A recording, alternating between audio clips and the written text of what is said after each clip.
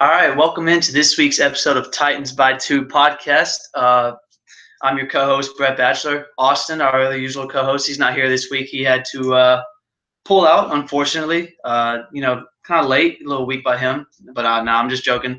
Austin will be back here with us next week. So, this week is just me. First time we've ever done this solo. Pretty sure that this is our 8th podcast, so we're getting up there. So we're really liking what we're doing and always enjoying this. So you know what? Let's just get into it this week. The Titans are coming off of a pretty bad loss against the Dolphins last week. The Titans lost their second game in a row after they're just not playing well at all right now. The Fins were coming off a 20-0 loss over in London. The Titans lost 57-14 in Houston, and both of these teams are entering this game just looking for just something right, looking to figure out what is the rest of the season possibly going to be like. And, maybe the Dolphins found something, but the Titans definitely did not find anything. And the Titans are the better team, but they seriously, neither one of these teams really played like it at all this past week. Just didn't look good. Neither one of the offenses looked good. You look at the stats right here. Matt Castle went 21 for 32. Which doesn't sound bad, but he only threw for 141 yards and 1 touchdown to Philip Supernaut, actually, who had his first ever receiving touchdown. But then you go look at Jay Cutler. Jay Cutler went 12 for 26 for only 92 yards, 1 TD and 1 interception. And you heard multiple times throughout the entire game at Hard Rock Stadium in Miami, the fans chanting, "We want more, we want more," talking about the backup, Matt Moore, who has always been a very popular guy in Miami, as are most backup quarterbacks in teams that when the starting quarterback isn't playing well. But, Cutler just didn't look good at all. But, you flip it around, and neither did Matt Castle in the Tennessee Titans offense. Matt Castle got sacked 6 times and had a fumble that was lost, which was really a huge turning point in the game because the Titans players and the coaches said that they heard a whistle, the ball was blown dead. It looked like Castle's arm was moving forward. And, credit to the Dolphins defense for picking the ball up and running it back into the end zone, which was eventually called a touchdown, which the ref stood by after the review and everything like that. But it was such a controversial call because I think it was either 2 or 3 plays before, Matt Castle dropped back and threw a 59-yard bomb down the sideline to Delaney Walker for a touchdown to allow the Titans to take the lead. And that was brought back on another controversial OPI, offensive pass interference call on Jonnu Smith, which Jonnu wasn't even close to where the ball was being thrown, and it was almost looked like it could have been incidental contact, which it was just such a judgmental call, and most of the time you won't see a call like that against a tight end or any receiver for that matter on such a close pass interference call. So that was a turning point in the game, and then you go and you look at what happened to Castle. And then so instead of the Titans being up, I think it was 7-3, they go down 10-0, and they really just can't get anything going from there. The Titans offense just did not look good. Like I said, they gave up 6 sacks, which you're not used to seeing the Titans offense do. DeMarco Murray, he's played 5 games so far this year, and he just has yet to look good, really. His best game was probably against Seattle when he had the 75-yard touchdown run at the beginning of the game, similar to what he did last year in the Green Bay game. But that's really the only thing that he has done well this season was on that touchdown run. He lost a fumble this past week, against Miami, which didn't look very good. And on the season, he's got 52 carries for 273 yards and only 1 touchdown through 5 games, which is not very good with the only 1 touchdown compared to the season that he had last year. Now, I'm not always saying that you can expect guys to go in and do what they do like last year was one of DeMarco's best year. I'm not saying I expected him to come in this year and do just as well as what he did last year. He was towards the top of the AFC and the NFL in total rushing. But it's got to look at least a little bit better than this. It just hasn't been smooth. I think that's the word that a lot of people have looked for. It's been very choppy, very off and on at times, and it's just honestly, I still don't know if DeMarco is 100%. He battled a toe injury last year, and he's been battling a hamstring injury this year, and it was questionable if he was going to even play in the Seattle game. But he just hasn't looked very smooth. And you go look at the other running back, who's a big fan favorite in Derrick Henry. The Titans are the exotic smash mouth run football team, and honestly, we have not seen that this year at all. You know, you talk about exotic smash mouth. Derrick Henry against Miami, 4 carries for 9 yards. I mean, that's not what exotic smash mouth is. And you combine those two right there between DeMarco and Derrick, that's 18 rushes between those two guys. And that's not exotic smash mouth at all. I mean, like at all. The total Titans rushing yards for the team, 69 rush yards. And on 20 attempts. And one of those was from Taywan Taylor, and I'm pretty sure the other one was from Rashard Matthews. 69 rushing yards on 20 attempts. And I just don't understand the way that the Titans offense has been running lately, because, I mean, we've seen the Titans have gone 3 straight games without scoring a single point in the first quarter. That's not good at all. And now with that, along with, so Titans are starting slow. They're not running the ball well. Marcus Mariota didn't play last week because of his hamstring injury that he suffered in Houston. The Titans offense has now dropped to 20th in the league. And the Titans have dropped to, pretty sure it is now 20. Yeah, Titans have dropped to 23rd in the power rankings. And a couple weeks ago, they were inside the top 10. You know, the Titans were 2-1. They were looking pretty good. Came off a good win against Seattle. And now, after the Seattle game, things have just gone straight down. The Titans played one of their worst games ever since moving to Nashville against Houston. And you think you're catching Miami at a good time because Miami's not playing well on offense. And you go in there and you lose again. Now, I understand that Marcus wasn't in the game. And if Marcus Mariota does play in this game, there's probably a very, very, very high chance that the Titans win this football game. But the fact of the matter is Marcus didn't play. Matt Castle's the quarterback. You still have to go out there and win the game. And it just didn't look good at all. You know, I mean, it's just the Titans were one of the favorites to come in here and win the division this year. And the way they've played this year is not going to win the division. You know, Austin and I have talked about it before on all of our podcasts. If you want to win the division, you have to beat the teams in the division. And last year, that's not what the Titans did. And that's ultimately what cost them missing out on the playoffs, was because it was a tiebreaker with Houston. They both went 9-7, and Houston had a better division record. You know, you saw the Titans lost 2 weeks ago to Houston. And then you can come out here this past week, the Titans could have gone out there and beaten Miami, gone to 3-2 instead of having a losing record. They could have gone to 3-2 and at least kept up with the division going into a Monday night game tonight against the Indianapolis Colts. But the Titans didn't even do that. You know, the 188 total yards for the Titans on offense. That is horrendous. And you go and I'm just speaking it how it is because it was not good. And then you go and look at the Dolphins. They had 178 total yards on offense. They were just as bad. You know, you see scrolling through Twitter during the game, and you see people saying that this is one of the worst team-played games between these two teams in as long as they could remember, which is not good. And you add those two totals up right there, 188 for the Titans, 178 for the Dolphins. That's 366 total yards between the two teams. You see teams week in and week out getting well over 250 yards. I mean, you look at the Saints. The Saints can put up 366 by themselves like it's nothing sometimes. You know, you saw that yesterday when they put up 52 against the Lions. You know, I'm not sure what their exact number of total yards was, but putting up 52 points, you're going to rack up a lot of total yards.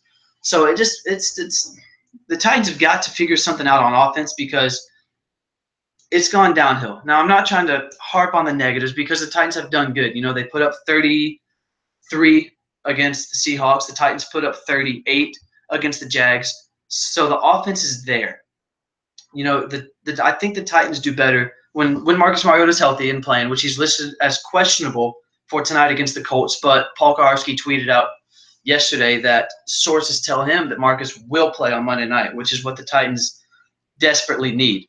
So the Titans play much better when they open up the offense and let Marcus sometimes get in and out of the pocket. You know, he's gotten much better as a pocket passer. He's also had 2 touchdown runs against Houston, one of them for 39 yards. And you just let him get out of the pocket, some design runs. So then when you let Marcus get out there and have some of those designed runs, then you throw Derrick in the backfield, Derrick Henry, you throw DeMarco Murray in the backfield. defenses don't know who it's going to go to. So you bring guys up to stop them. So you fill up the box to stop those guys. And then the Titans have the likes of Delaney Walker and DeMarco Murray and Derrick Henry that can come out of the backfield. And then you have Rashard Matthews, you have Taywan Taylor, you have Eric Decker, you have Corey Davis when he gets back. So if the Titans can just open up the offense, it could be – there's no telling what it could do. You could go back to being one of the top offenses in the league. Now, granted, Corey Davis hasn't been healthy, and he's probably likely going to be out again. So when he returns, I think that'll be huge, and that'll help out the offense much more down the seam because I know fans are eager and they're wanting to get Corey back now, but I'm okay with him sitting for now as long as he gets 100% healthy when he does come back because Corey Davis is a long-term investment.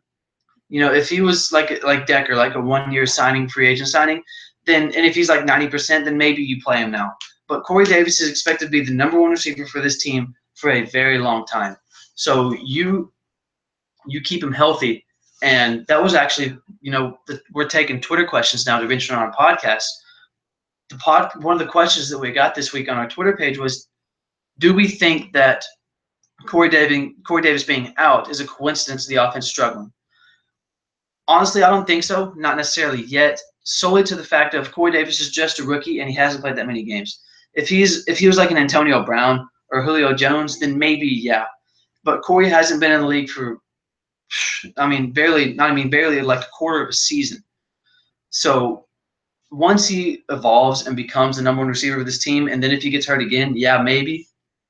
But right now, no, not yet. So we've been talking about the offense a lot. And one other quick note, Delaney Walker did not get a lot of targets at all. And when you have somebody like Marcus Mariota that's out and the running game's not well, you have to find Delaney Walker when he's the best receiver on this team. So talking about the offense, let's switch over to the defense real quick. Ty Smith, his first ever career interception, his second season in the NFL. So that was good for him. Picked off Jay Cutler. And then, again, one of my favorite guys on the team. We talk about him every single week. Kevin Byard. Another recovered fumble, just being around the ball. Kevin Byard is such a ball hawk. He had his first interception against the Texans 2 weeks ago.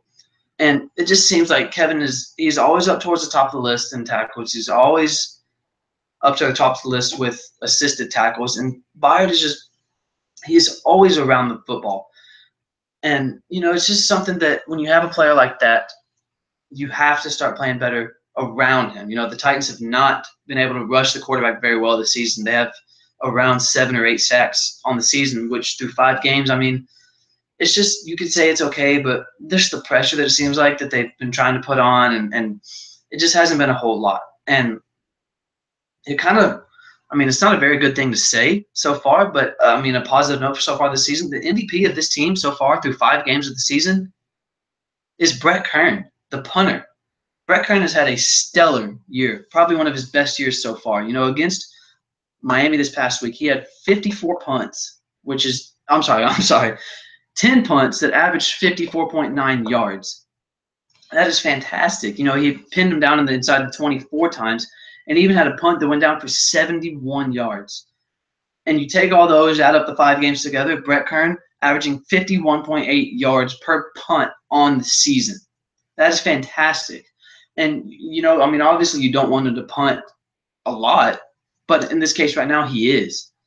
And to have a guy like that pushes the other teams back in their zone where they don't want to be starting their offensive drives, it's so good. And once the Titans can get their offense going, and when they do have to punt, and to have a guy like their back, he's another guy. It's, special teams are they're such a key in the NFL. I think it's such an underrated key, because if you have a punter like Brett Kern that can pin guys back, and it makes the defense a lot more comfortable because they're not starting on their side of the field. They're starting on the other side of the 50. It makes the other offenses uncomfortable, and it makes your offense comfortable because once the defense gets a stop, your offense is going to have great field position.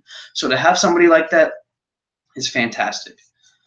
So that's really the Dolphins preview. Not a good week.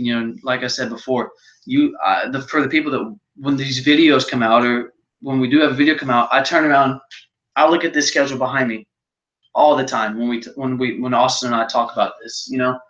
And the Titans are coming off a bad loss against Houston, a bad loss against Miami, and then we got the Monday night game tonight against Indianapolis, and then next week against Cleveland.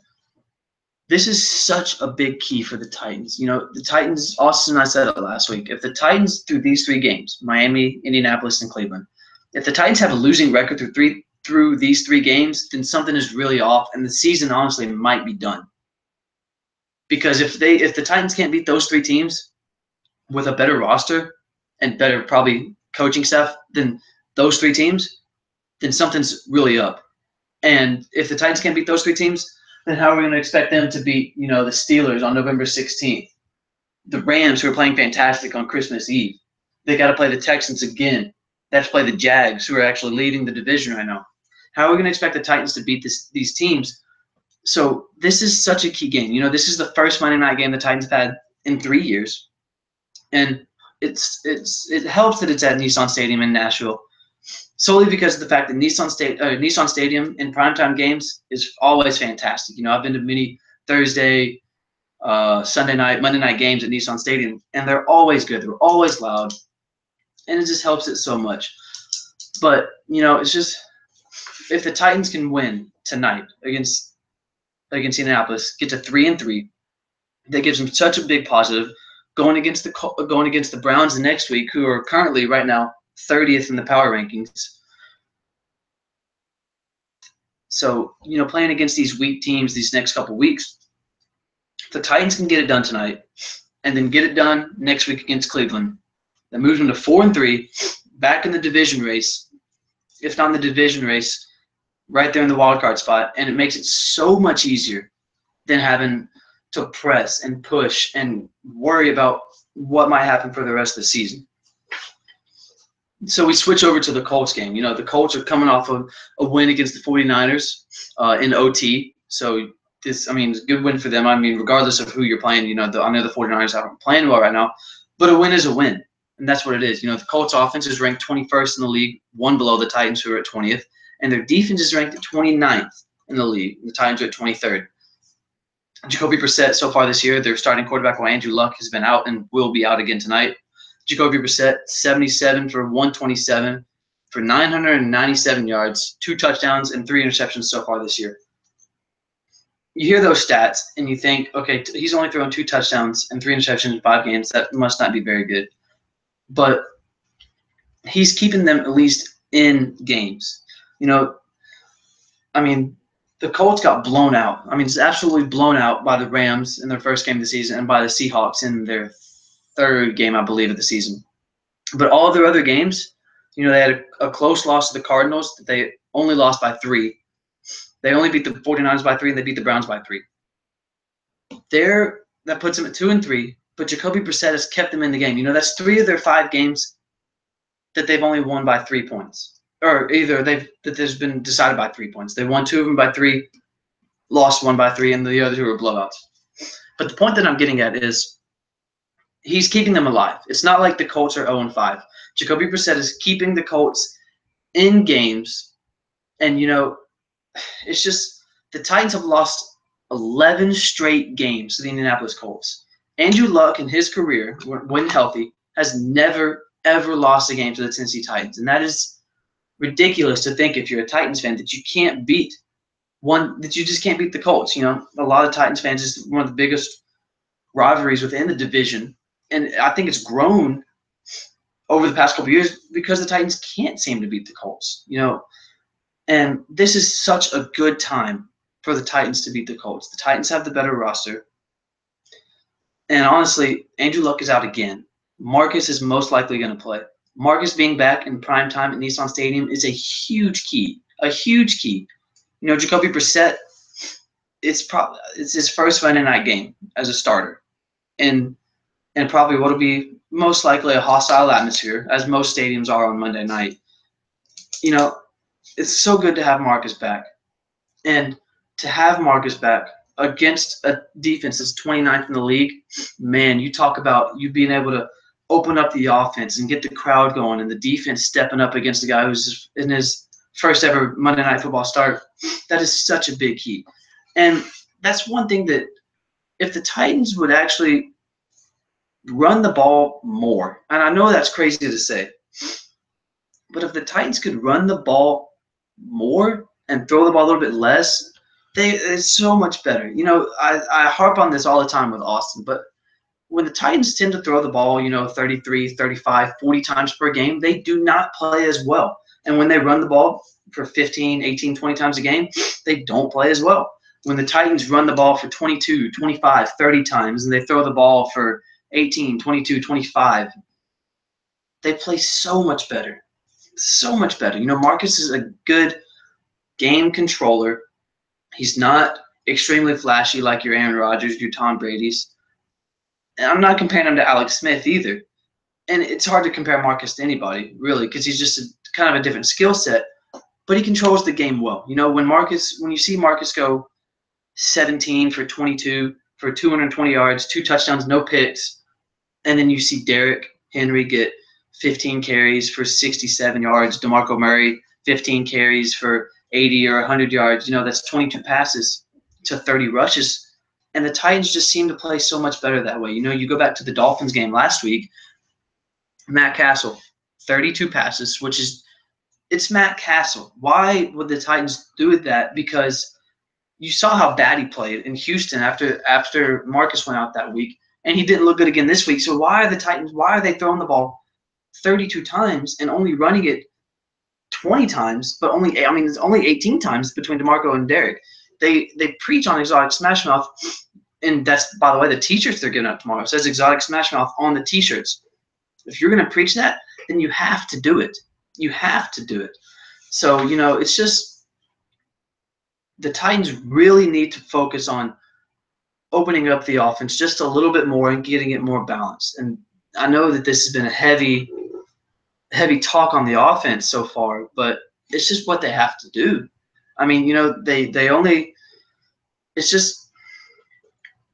It's been good at times, but it's just been way too inconsistent. And same with the defense. The defense has just been way too inconsistent. You gave up 57 points to a rookie quarterback and against Houston. And it's just, they played better last week.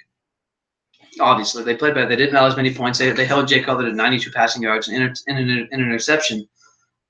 But the Titans team as a whole really has to step up and just play better. And just in the words of Aaron Rodgers, RELAX,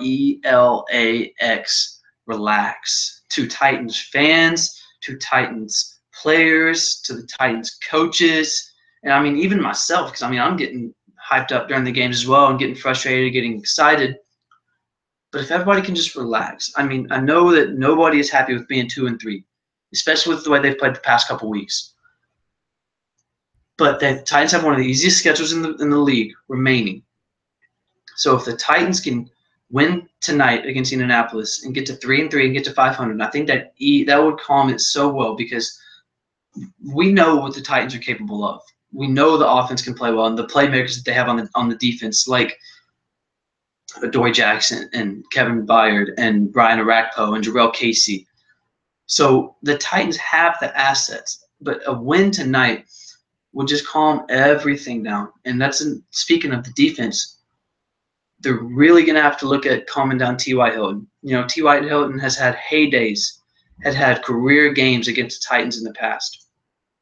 And, you wonder who's most likely going to cover him. Who should cover T.Y. Hilton? Should be Logan Ryan. Logan Ryan was brought here to be the number 1 corner. T.Y. Hilton is their number 1 wide receiver.